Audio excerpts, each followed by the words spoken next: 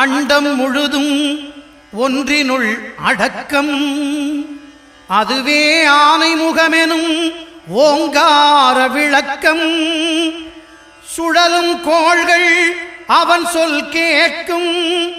அவனை தொழுதால் போதும் நல்லதே நடக்கும்.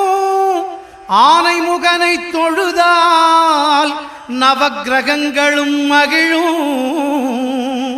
நல்லதே நடக்கும், நல்லதே நடக்கும்.